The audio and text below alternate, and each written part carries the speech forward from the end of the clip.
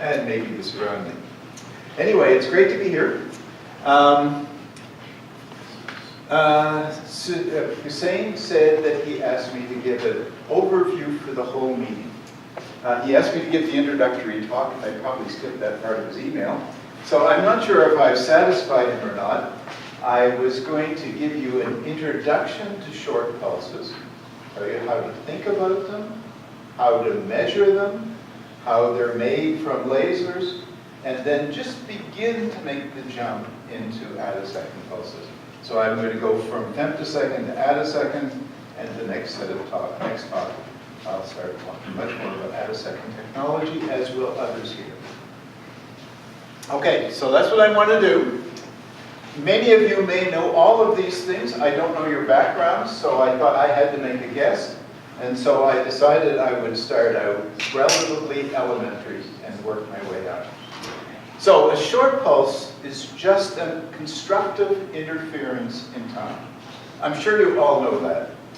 I show it here by using, I think it's 7 frequencies separated by just a constant number, one after the other. Phased, as you can see, all of the waves are phased at the same place there. And you see the superposition written in red, and you can see what looks very much like about a cycle and a half pulse that we can make from a modern femtosecond laser. So it's just a constructive interference in time. Constructive interference occurs best when everything is phased together, and it occurs much less well outside when phases begin to be randomized, until, in this case, a recurrence occurs. A recurrence occurs because these are separated by a constant set. But in a good laser system, when we take a pulse out of it, they're continuous. So that's the short pulse. It's a constructive interference in time. So I'm going to then introduce a way to look at short pulses and describe them, and I'm very much influenced, and I've taken some of the slides, from Rick Turbino's slides that are on the web.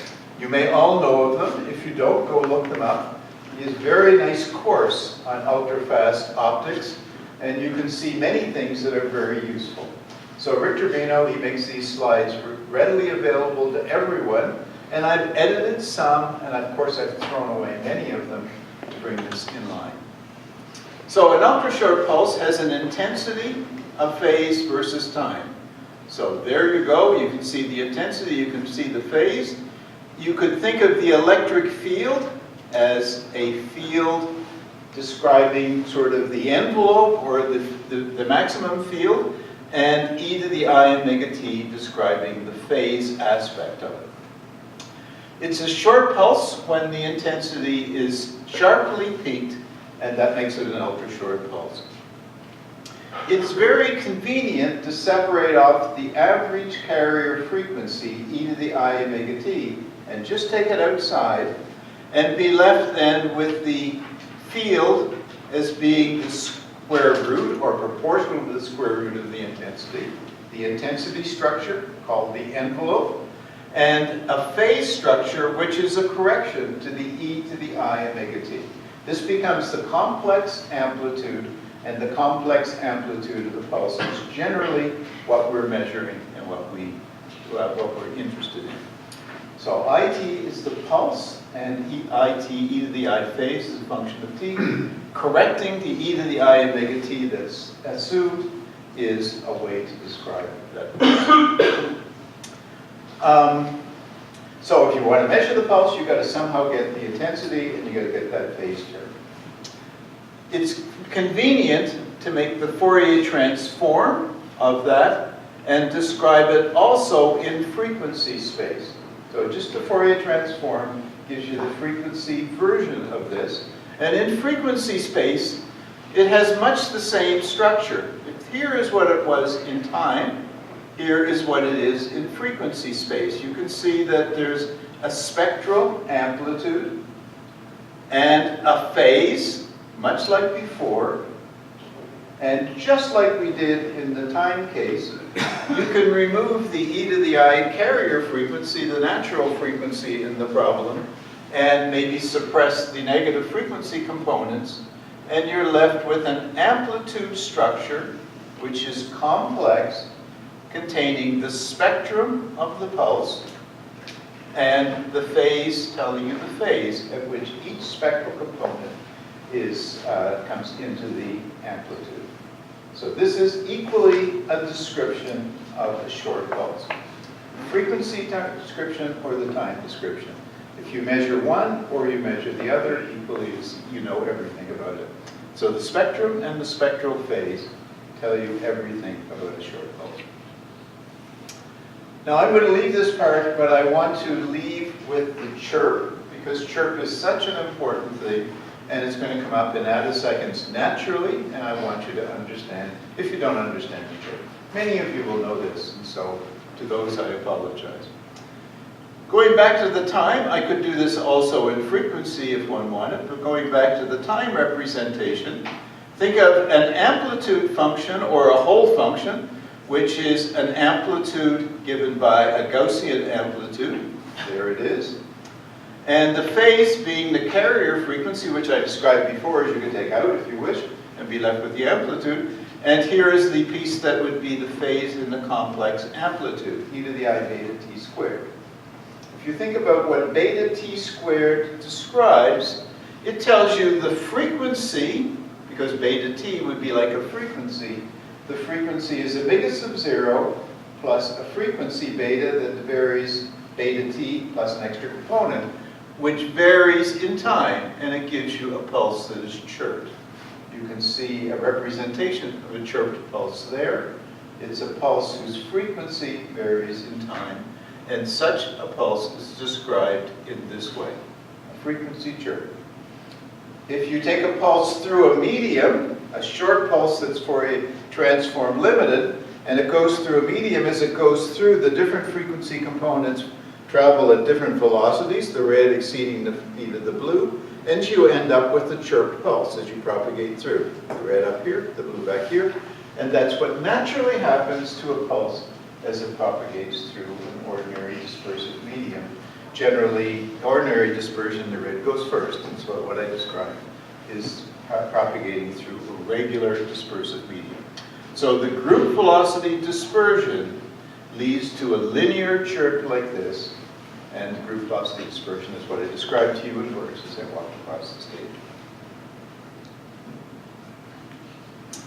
One last thing before I leave, because it's very important in everything to do with Attosecond technology, but otherwise not so important in many other fields of optics. And that is, there is a constant phase in the problem.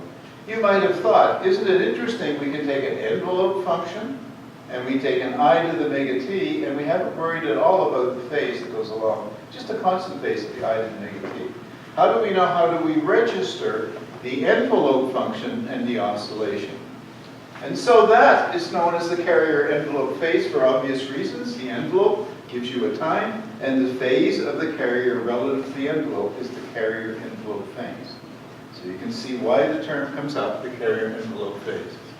The carrier envelope phase is the same in the time or frequency domain. It's exactly the same number it doesn't make any difference. And it really describes what happens as you change the phase of the carrier relative to the envelope. Here you see an illustration in gray and black, so maybe it's not so easy to see, but this is opposite carrier envelope phases.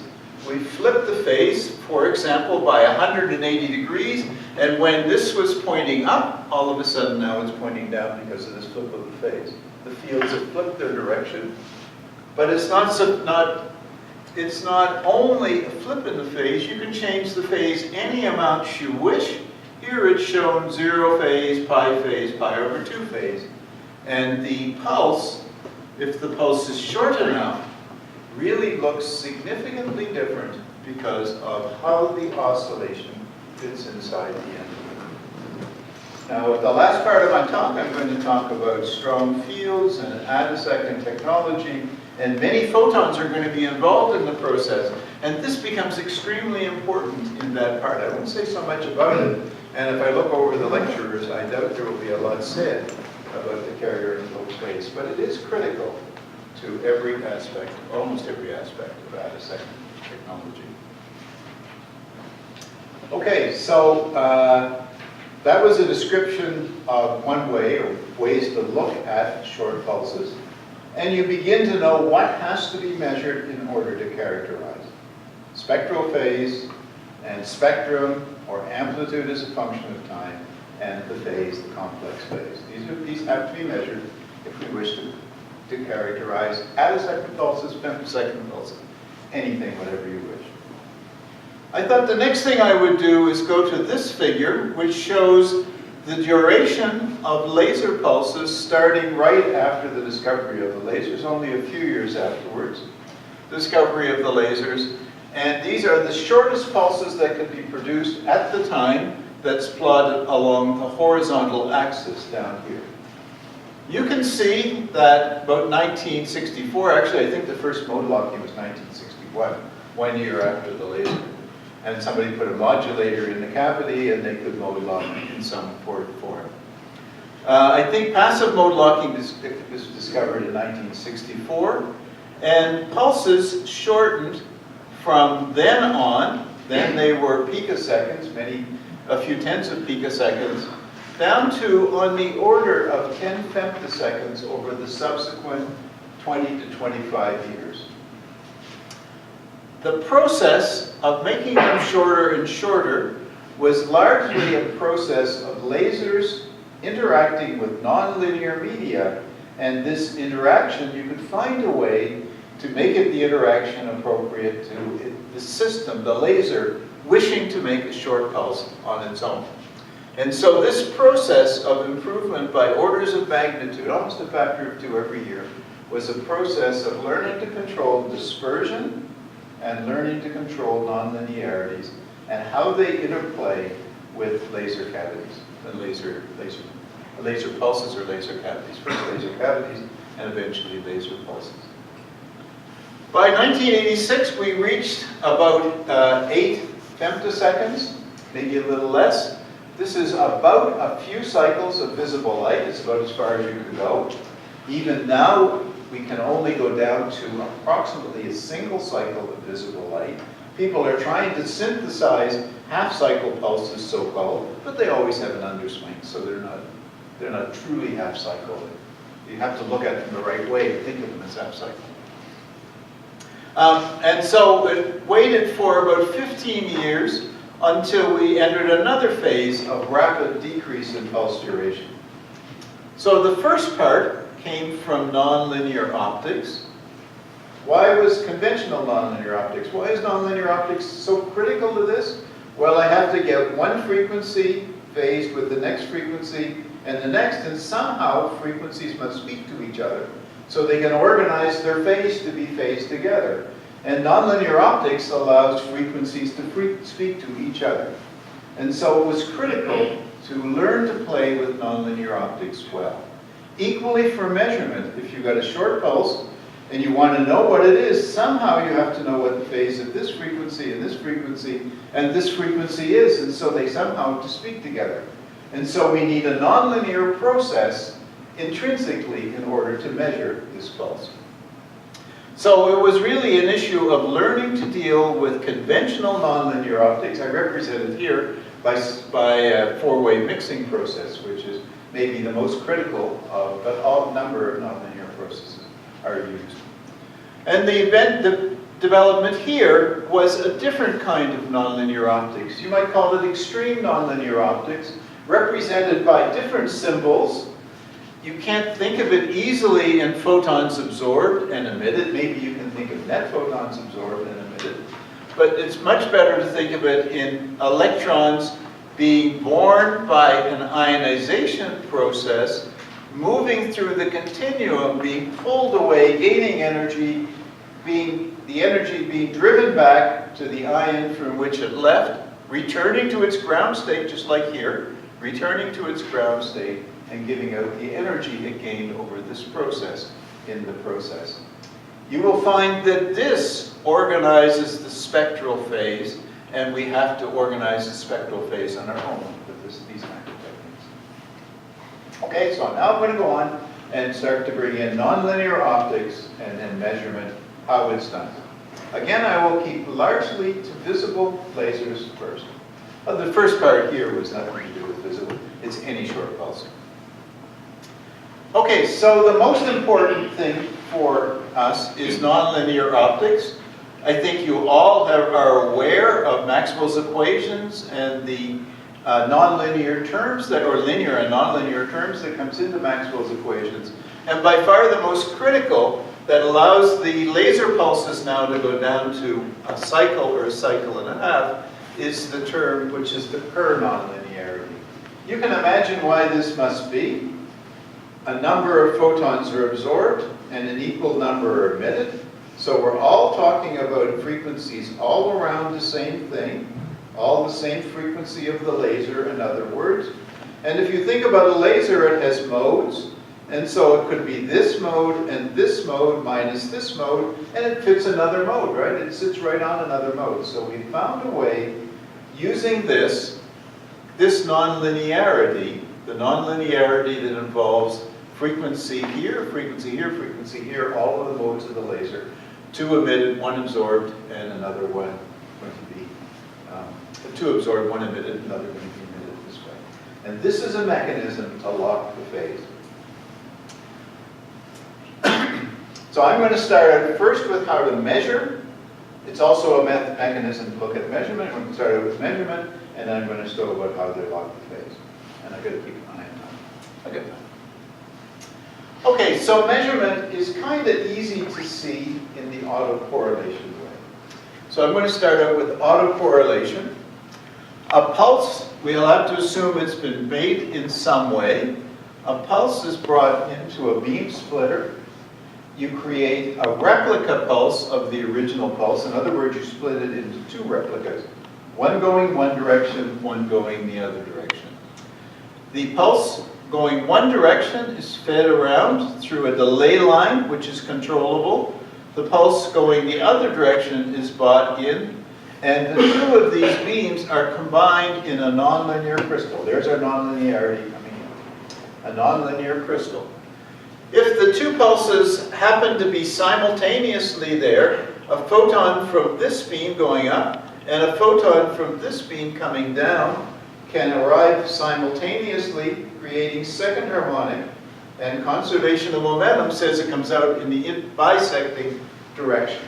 So we know where to look. If we look in the bisecting direction and we look for a blue photon created by sum of two reds in the bisecting direction, and if we have a material that does not store the energy, so by making a real transition, so a nonlinear crystal can be that, then we can ask, is there a photon from this beam and this beam simultaneously present?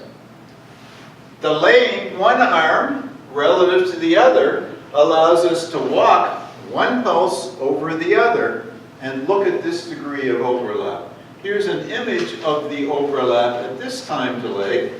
We have one pulse, another pulse, same time dependence, same pulse, except that it's delayed by tau. And then by moving the delay line back and forth, we can ask for the overlap and when the overlap goes away or when the overlap stays. This is called autocorrelation. It's called intensity autocorrelation. If you think about the field is given by a second harmonic generation term. So it's E1, E2. That's what it would be. But of course we're measuring the intensity, so we need to square that term. And when we square it, it looks like intensity times intensity. So this is a winter school workout. Assume that you have a Gaussian and work out what's the width of the Gaussian. You measure in this way by autocorrelation relative to the width of the Gaussian that you knew you put in your assumption. This is an easy problem to work out. I just do it because I want you to think about what is actually measured in this case. It isn't directly the pulse width, it turns out.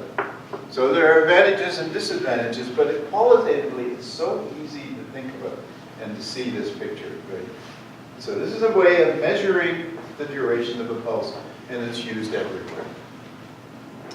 Even more commonly used, and you probably have seen it in many papers, is a collinear or interferometric autocorrelation, exactly the same as I described to you before. A pulse comes in, is split at the beam splitter, making two replicas, one going in one path, one going in the other path.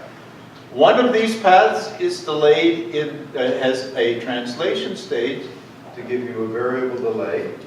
The beams are brought back together again at the beam splitter, where, well, they have to be combined, and since they were sent along the same paths and brought back again, this is like a Michelson interferometer, really.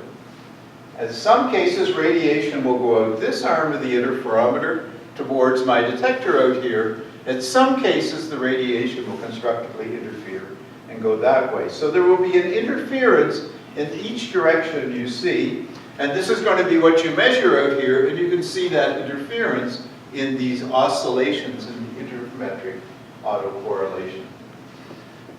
Of course, now you would say that there are advantages and disadvantages in this. If the beams are separated, each beam will come through a second harmonic crystal and create its own second harmonic. So there will always be a background. You can see it here. There's 0, there's 1. This is representing the background. One beam creating its own second harmonic, the second beam creating its own second harmonic, but not influencing the others any more than the others. As the delay line is changed, the beams start to overlap. The interference that we think about always is there. You start to see it. And so the interference turns on, and of course sometimes you have constructive interference and very strong doubling, and sometimes you have destructive interference and no doubling. And so, like before, you trace the superposition of the two beams, one over the other, but the interference gives you sort of this natural calibration. It just feels good to do it this way. It just seems so it's all automatically calibrated. It looks really good. In fact, it's no better than the other autocorrelation. It doesn't give you any better results. And there's a theorem, if you're interested in this, that says that a 1D measurement cannot be uniquely inverted to give you the pulse duration. Even though you might think that we've done nonlinearity, we've done many things correctly, and it seems qualitatively so nice that you cannot uniquely invert it. There's always some uncertainty remaining. And so that really drives us to a 2D measurement in order to make the full measurement of a short pulse. And this 2D measurement is not so much different with a lot of what is done in Attosecond technology, although the words are always very different. So what is missing? What is the information that you don't recover from a 1D measurement? Apparently there are multiple solutions that can give you the same autocorrelation trace. You've probably thought about it a lot. Right. So you could say you want to know, if you discretize it into n frequencies, there are two n things you need to know. The amplitude and the phase. So all those n, but you only make n measurements. So you miss the phase. So you can't, right, you could put in all sorts of different things. So when you go to 2D, you might think that's even worse. I've always thought that. But then you get n squared things, n squared measurements. Okay. So now you unfold 2n things that you really want to know from the n squared things. And the tricky theorem is that that actually works. Yeah. That, it seems like, that's as much of a mess as the other one, but it turns out that there's almost always a unique solution to that. So these ideas are very close to the ideas of queer interfractive imaging used in queer interfractive imaging as well. And these are always 2D images looking at complementary structures. So it's the same theorem, the same set of ideas that drives them. So in short pulses, this idea led to, or at least is related to, I can't tell you led to because I've never asked for it to be known in this way, to a method of measurement which is called FROG, standing for Frequency Resolved Optical Gating. I won't spend a lot of time talking about FROG because I don't have that much time. In many ways, it looks just like autocorrelation. The beam again comes down, comes to a beam splitter where two versions of the same pulse are created. Two versions of the same pulse, one of which goes through a delay line, one of which does not go through the delay line. They're brought together in some nonlinear medium. It can be almost anything. But in most laboratories, it's a second harmonic crystal, just like autocorrelation was before. In this illustration, which I took from Rick Turbino, it's a Chi3 material, and so any nonlinearity works, it turns out. The difference is instead of putting a detector out here, you put out a spectrograph, and you can look at the spectrum. If this were a second harmonic crystal, do everything exactly as before. A second harmonic crystal comes out here, and instead of having a single detector, you put a spectrograph, and you get a full spectrum of the radiation. This gives you 2D spectrum versus time, and so you now satisfy everything that's needed. And so inversion algorithms, which are not completely transparent, can always converge to, I can't describe them qualitatively that fast. They can always converge to a solution, as Ken said. Yeah. What is the optical element before the last class? I mean, in this case, Yeah. this is done for a Chi3 material, and the nonlinearity is a rotation of the polarization. And so this is a polarizer, and it's asking, how did we change by one pulse the polarization of the other? So it's a cross-phase modulation, like experiment. But this can easily be done, and almost all labs is done by second harmonic generation. So it looks very much like what I showed you earlier.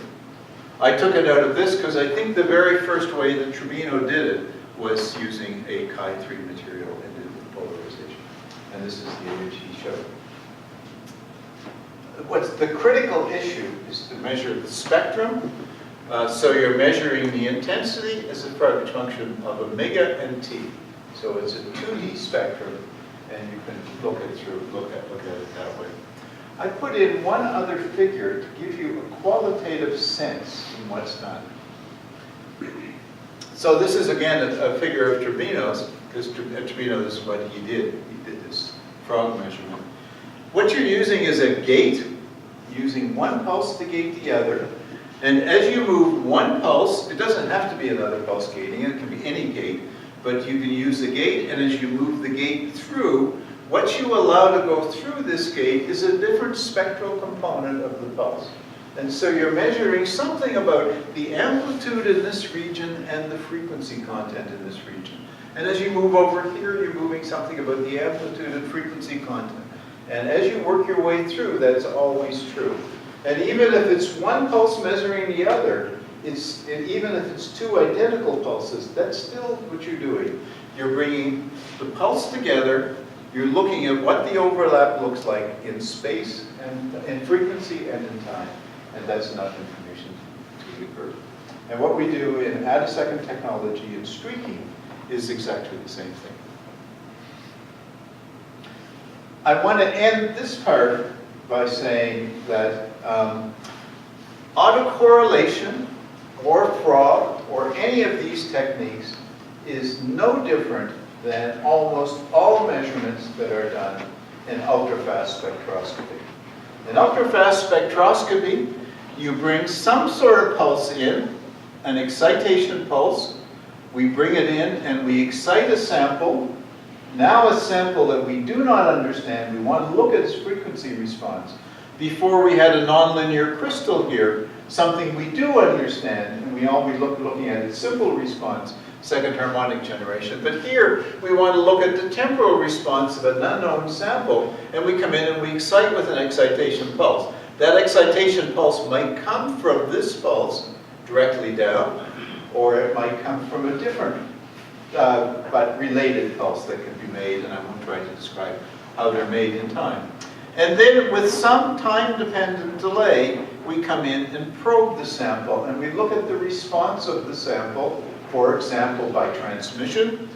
The pulse could go up, transmission could go up, and fall as a function of time delay, and we watch the sample recover, and we begin to understand its time delay. Or it could be something else.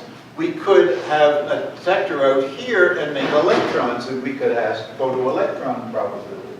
And many things could be measured out here with this basic arrangement of excitation, to an unknown sample and probing the unknown sample and detecting something as a result.